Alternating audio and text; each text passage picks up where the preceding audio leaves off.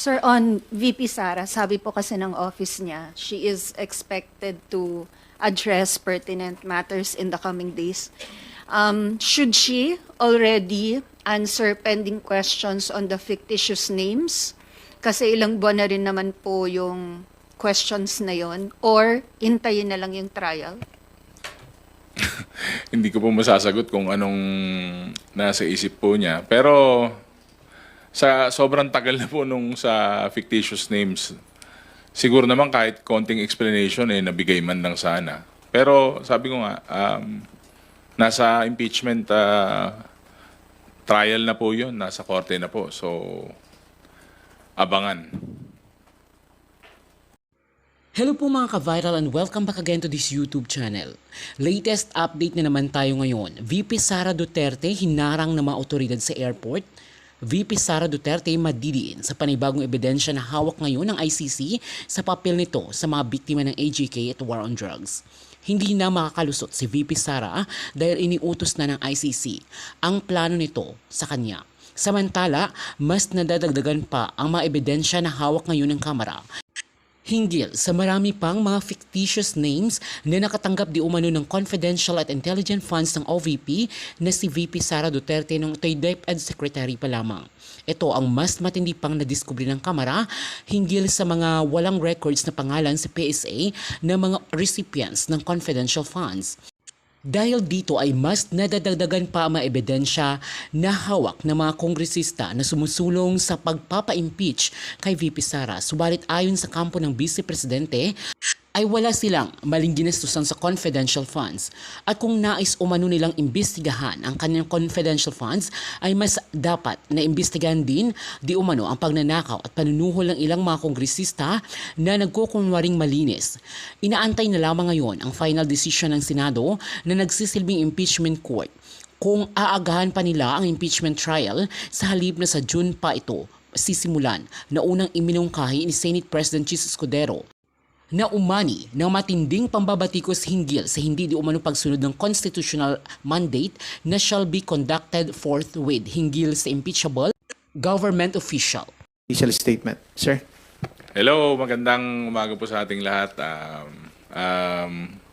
Glad to be back dito sa Manila after a few weeks po na diretso tayo sa probinsya. Tuloy pa rin po ang trabaho natin dito sa Kongreso kahit naka-break. Magandang umaga po.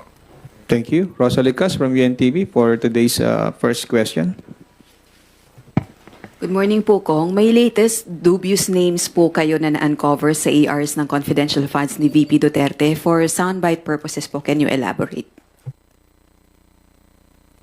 Well,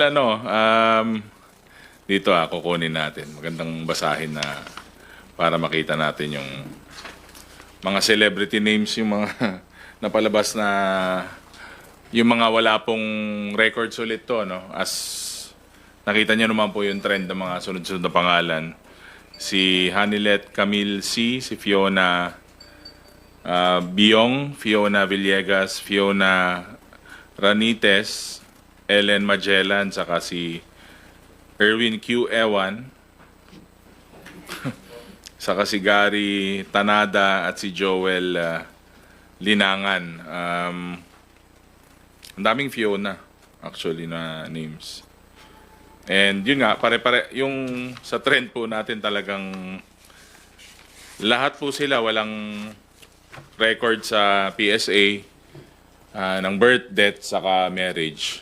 Pero sabi ko nga po, maganda rin po na tignan natin yung mga number po, yung 600 plus na meron pong records. Kasi kailangan din po natin siguro na tignan kung nakatanggap nga po ba sila o meron silang mga nakuha na pondo. Para hindi lang yung mga walang pangalan. So, we will look into that as part po ng continuing po na trabaho natin dito sa House of Representatives. Yung 600 po na may records sa PSA, how do you plan to get their records?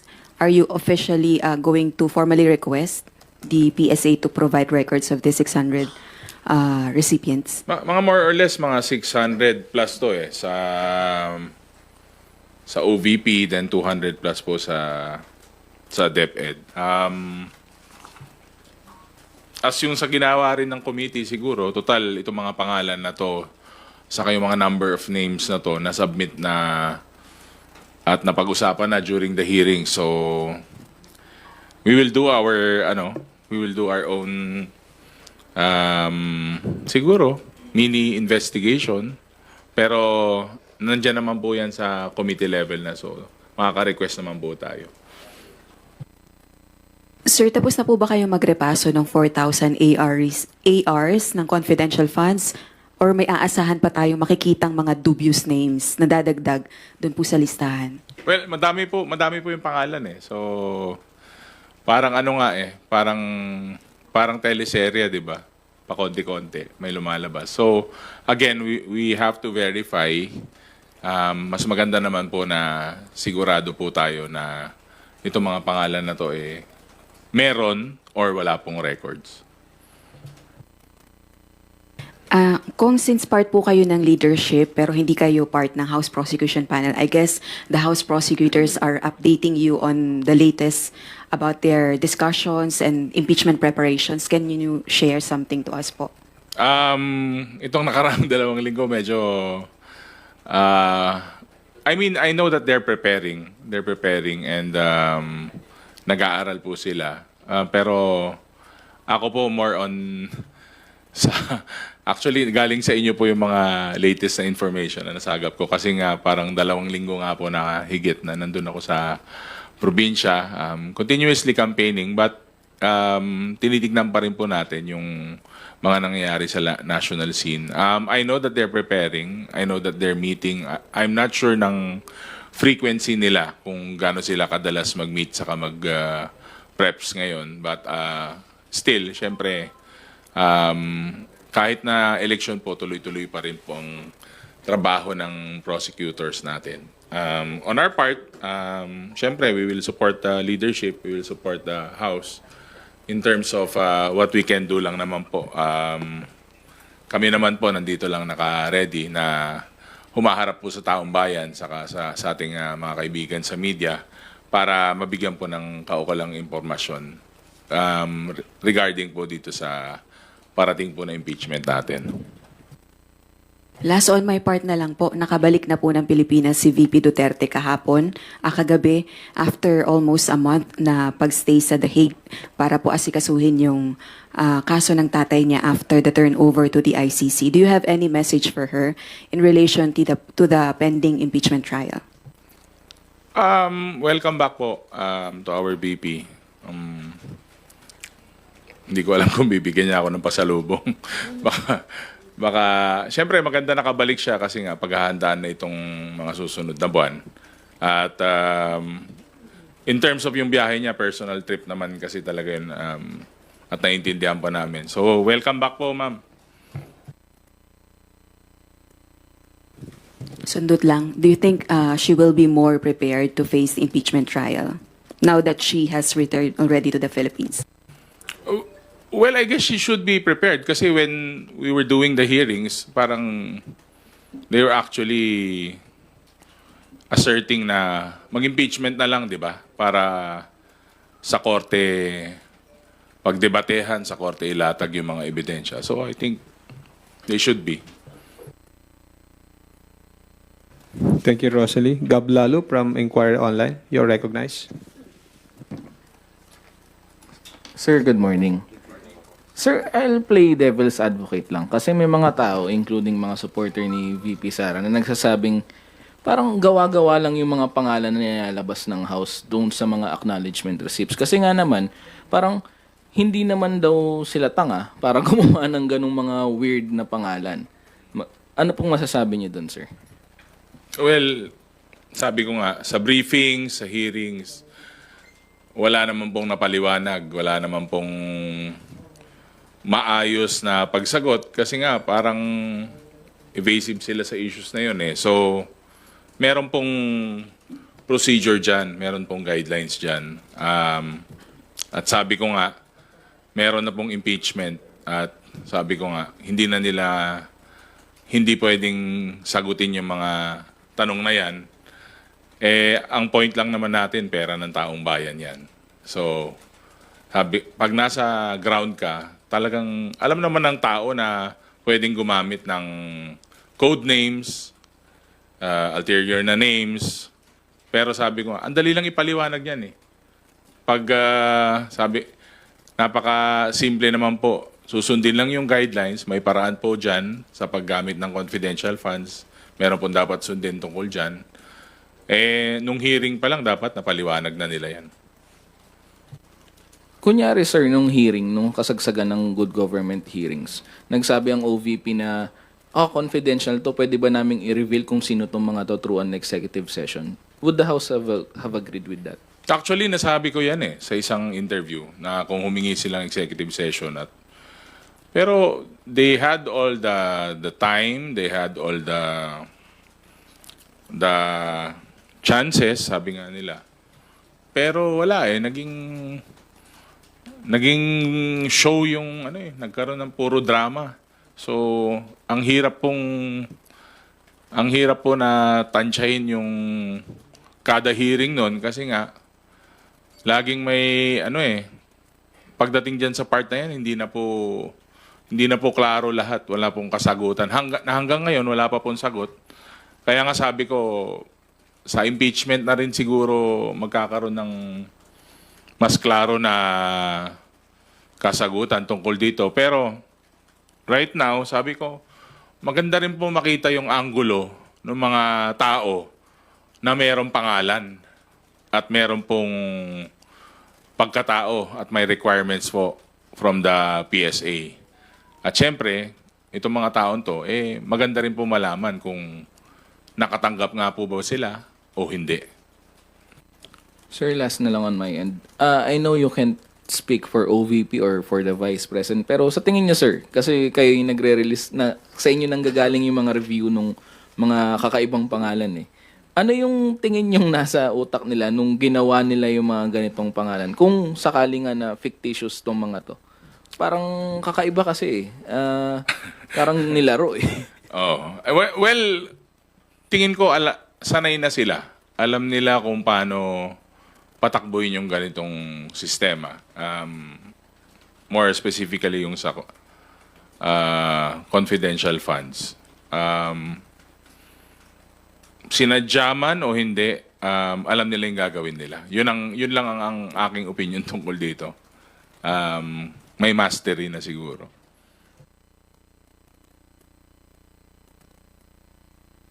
Thank you, Gab. Tina Panganiban Perez from GMA 7. Sir, on VP Sara, sabi po kasi ng office niya, she is expected to address pertinent matters in the coming days. Should she already answer pending questions on the fictitious names? Kasi ilang buwan na rin naman po yung questions na yon, or intayin na lang yung trial? Hindi ko po masasagot kung anong nasa isip po niya. Pero sa sobrang tagal na po nung sa fictitious names, siguro naman kahit konting explanation nabigay man lang sana. Pero sabi ko nga, nasa impeachment trial na po yun, nasa korte na po. So, abangan. First question. Good afternoon po, sirs. Senate President Chis Escudero said that he will refer the pleading that you filed this morning to the Senate legal team so they can discuss this tomorrow. Why is there a need to do such, sir? Alam niyo, lahat po kami ay sumusunod, lahat po tayo dapat sumunod sa Constitution. Kung sinasabi ng Constitution that the proceeding shall start forthwith, kailangan sumunod kami. Otherwise, pag hindi kami sumunod, kami na ang nagbabiolate ng ating Constitution. So, kahit anong ginagawa po namin, dahil napakahalaga ng prosesong ito, ay kailangan sumunod po kami sa ating pinaka-fundamental law. At yun po ang lahat ng oath of office namin ay based doon sa ating Constitution at gagampanan namin ng walang anumang pasubali o hangaring umiwas ang aming mga sinumpaang katungkulan. In addition to what the minority leader has mentioned, the prosecution has collectively taken the stand that given the Constitution says that the trial under the Senate will proceed immediately forthwith, we are of the opinion that legally sound naman po yung aming motion. However, we do understand that the good Senate President might have a differing opinion, and thus we would understand the reason for them to refer to their legal team. But we remain confident that our submission is in line with our legal theory po. Sirs, is the Senate violating the Constitution for every day that it does not start trial? It's already violating the Constitution, sir? May tinatawag na interparliamentary courtesy. Ayokong magsalita, pero ang gusto ko lang sabihin na ay nandun yung constitution natin. Lahat naman tayo nakakaintindi po niyan. Po. Sir, habang hindi pa po convened yung Senate Impeachment Court, pwede pong mag-file ng ganitong pleadings? Alam niyo po, kahit break po ang kami, alam niyo, hindi na lang itong ganitong hearings ang nadaanan natin. Mula ng 11th Congress ay marami na akong nakita. Kahit nung panahon ng mga break, obligado, because impeachment is separate from the regular hearings of the House. Kaya kahit break, pwede mag-constitute dahil napaka-importante po nito sa ating konstitusyon. Kahit nga hindi impeachment, nakikita po natin, nagtutuloy-tuloy yung hearings ng House, nagtutuloy-tuloy ng hearings ng Senado. Mas lalo na pag ganitong usapin na this is specified precisely by the Constitution on what is the importance of this process. Alam niyo, yung taong bayan, mahirapan silang idulog sa mga korte natin pag pinakamatataas na official ang pinag-uusapan. That's the reason why we have this process. Pero sir, earlier sinabi na po ni Senate President na magkaiba po yung regular hearings doon po sa impeachment. So, yung stand po ng prosecution panel, ganun pa rin na pinaka-importante itong impeachment at dapat forthwith simulan na. Napakaklaro ko po ng ating Constitution that the impeachment process shall start forthwith. Anong ibig sabihin ng forthwith? Right away, without delay. Kami naman po sa 11-man prosecution team, we have to follow this. That we have to assume our duties and responsibilities para gampanan po namin. Medyo gusto rin namin mangampanya, mag-break, ganun din. Pero because of this provision of the Constitution, wala kaming magagawa eh. Pero kung ano ang interpretation nila, sabi ko nga, basahin natin siguro. At saka, pero inirespeto natin, may tinatawag tayong interparliamentary courtesy. Taong bayan na po ang decision dyan at may regular court naman, may Supreme Court naman po tayo. Sana ay madesisyonan po ito. Opo. Sir, last na lang po from my end.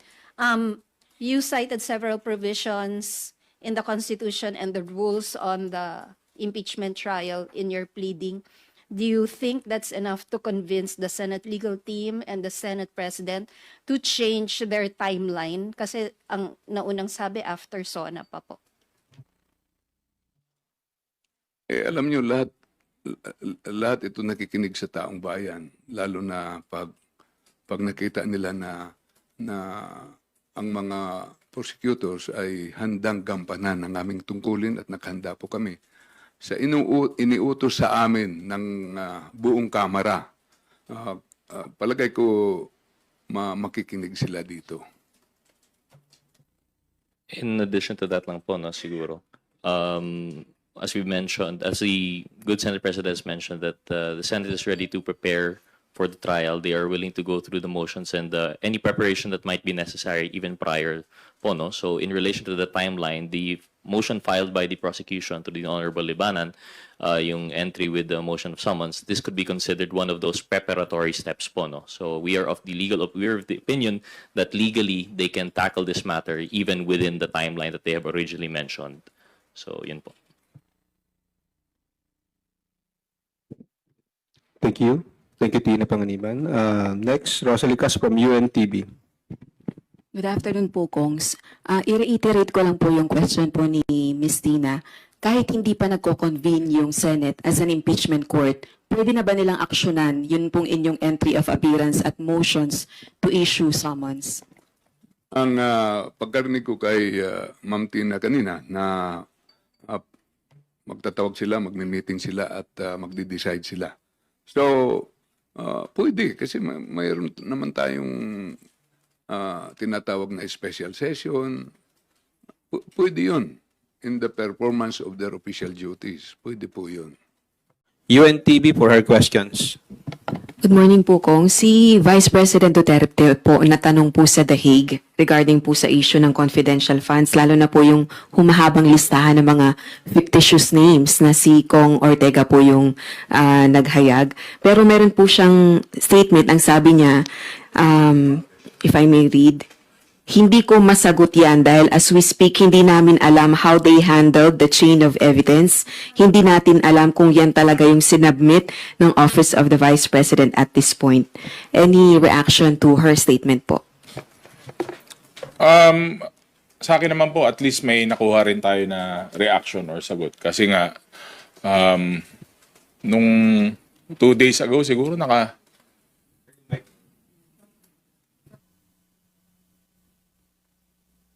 Hello, ayun. So yung siguro 2 days ago, siguro mga 8 interview ako sa isang araw tungkol diyan sa sila Dodong Gang, saka sila Mickey Mango, saka si Jay Camote. Hindi Jay Kong Hun, Jay Camote. Sabi ko nga po, nag-umpisa yan, budget briefings, during the hearings sa Good Government. And up until this point, hindi po talaga nila masagot eh. Kasi sabi ko nga, if that's a procedure, may procedure po tayo with handling confidential intelligence funds, madali pong sagutin talaga yon. Kasi nga, kung sumunod ka sa procedure at, 'di ba? Mas madali po talagang sagutin pag alam mo. Ngayon, sabi ko nga po, meron naman po tayong nakabinbin na impeachment. Sabi ko, then that will be answered during the impeachment sa Article 2. So, kaya nga po, siguro, makikita po natin yung Kalye survey, no? Talagang yung mga tao, ramdam na ramdam mo sa taong bayan na, uy, ano ba itong mga to? Sino ba itong mga to? Ba't hindi nila mapaliwanag? So, sabi ko nga, ayan, meron pong forum at magkakaroon po ng impeachment para po masagot lahat ng mga tanong po natin. Kasi hanggang ngayon, ako rin po, hindi ko rin po alam ang sagot dun sa mga tanong na yun. It seems like hindi pa po nakakapaganda si VP Duterte dahil sa The Hague. Siya po yung immediate family ni dating Pangulong Duterte doon nakasama. So, mayroon po ba kayong any message for her? Kasi it seems like nagdududa siya dun sa hawak niyong ebidensya against her. Well, nung wala pa naman po sa The Hague, wala din naman pong yung mga nakuhang sagot. Actually, during the hearings, puro parang maraming sagutan, maraming drama, pero there wasn't a straight answer na nakuha natin during the hearings, briefings, or even informal or formal interviews with her. So, siguro po, yun pa rin, ang bottom line, inaantay pa rin po natin yung mga sagot tungkol doon. And yun nga, I'm sure it will be addressed during the impeachment naman po. Siyempre, yung pagpunta naman po sa Hague, hindi naman po natin pwedeng questionin yun kasi as a daughter, saka yung tatay naman po ang kanyang pinupuntahan. Yesterday po in an interview, si House Secretary General Velasco made a statement. Nag-conduct daw po ng mock trial yung prosecution panel ng House for the impeachment. Kahit hindi po kayo kasama sa prosecution team pero member po kayo ng House leadership that supports the prosecution team, can you confirm this and also any significant developments sa preparations ng House prosecution panel? As far as I know, hindi ko po alam yung sa mock trial, pero ang alam ko meron silang short meeting. Pero hanggang doon lang talaga yung alam ko. Pero malamang, if ever may mock trial, part po ng preparation po lahat yun para pagdating po ng June, wala na po tayong delays, wala na po tayong aberya, at saka well-prepared naman po yung team of prosecutors natin dito sa House of Representatives. Idadagdag ko lang po, aside from the preparation, actually you have 11-man team dyan eh. So it's also important para they can, they can move as one, yung rapport eh, at saka yung tinatawag nating chemistry, how can not only consolidate their, the data and the evidences that they have to provide, but how can they also complement each other. So I think that's part of the preparation process that we also, the House is also trying to proceed on, no?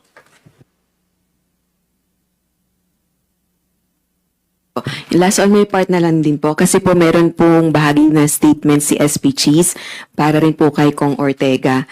Kasi nag-react po siya dun sa sinabi niyo, kung nakakapag-conduct ng hearings during recess, why not conduct the impeachment trial? Pero sabi po ni SP Cheese din, perhaps he may also want to get clearer signals from the Speaker, referring to you po, Kong Ortega, who is quite satisfied and has never questioned the Senate's actions, preparations, and preparedness. Yun nga po, sabi ko nga, baka kala rin siguro na prosecutor ako kasi nga po nag-comment ako dun sa issue. Pero sabi ko nga nakita ko yung press release na from the speaker na natuwa po siya sa commitment ng Senate dun po sa nararating po na impeachment, no.